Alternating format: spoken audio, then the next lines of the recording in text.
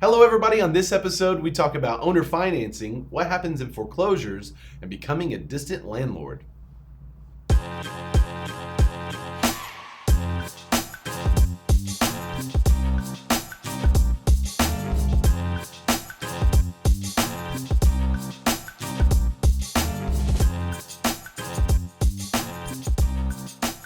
Hello, everybody, and welcome to the Real Q&A Show, episode 007. Feels very James Bond. Yes, it does. Thank you guys so much for the support of the show. It's still getting thousands of views, so we really appreciate that, and thank you guys for sending the questions. Without further ado, Katie is with me today, one of our buyer specialists, and she'll be asking the questions, so let's get right into it. Beau in real life asks, what's the difference in owner finance and rent to own? That's a great question. So if you're considering taking one of your properties and doing an owner finance or a rent-to-own option, there's actually probably three to consider. There's also something called a lease option. So the big difference, you have rent-to-own and lease option over here, and you have owner finance over here. The huge difference is if somebody stops paying on the lease option or the rent-to-own, you can basically go through a standard eviction procedure to evict them from the home. However, if it is an owner finance, there's a good chance that it's no longer an eviction. It's actually, you have to go through a foreclosure. And that could be a much more tedious process.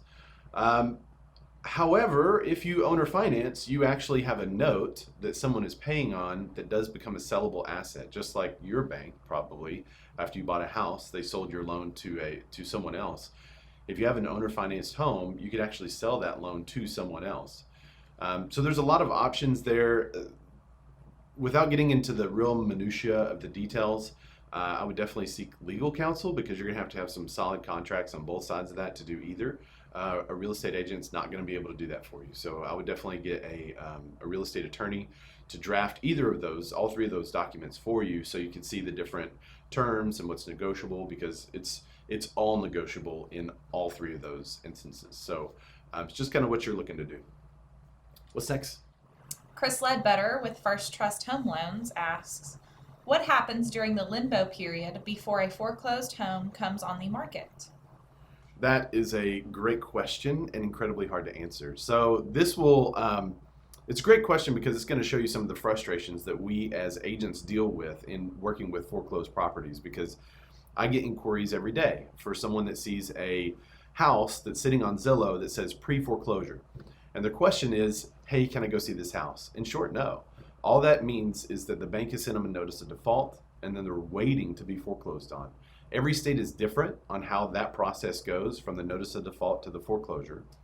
Once that happens, then every bank and institution is different from what happens between after they foreclose to when they put it on the market.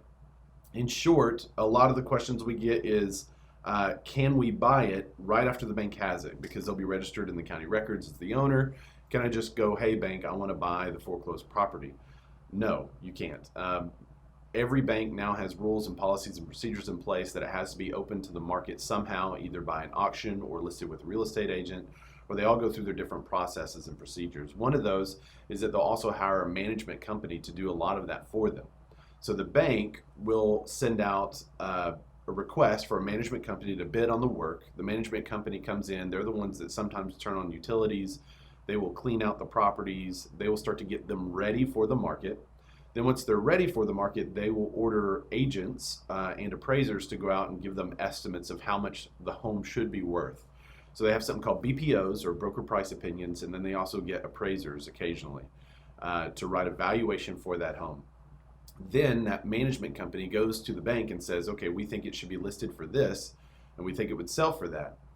Then the bank, sometimes through the management company, sometimes on their own, again, it depends on the structure, will hire an agent. That agent will also do a comparative market analysis and will let them know, based on their opinion, what they think it should be listed for. Then they go through the process of listing it.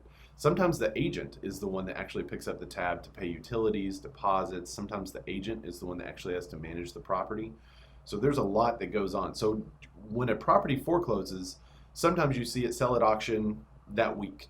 Sometimes you won't see it hit the market for 3 months, 6 months, or a long period, depending on the processes of that lending institution. Also, sometimes the bank won't even go through that procedure. Like we were talking about in the owner financed option, they will sell the loan as a non-performing note. So there's two types of notes you can sell, a performing note and a non-performing note. And some of the banks will sell the non-performing note and then let someone else start to service the loan and then try to collect. And then if they can't collect, that person who bought the non-conforming note then can foreclose on the property, and then they go through their procedures to then sell it. So usually they're buying the non-performing note for less than what they think the property's value is, so that they could either sell the property and make a profit, or so that they could take over the property themselves. Gotcha. So the note market is really interesting. A lot of people don't know this, but you can actually buy a note as a private citizen.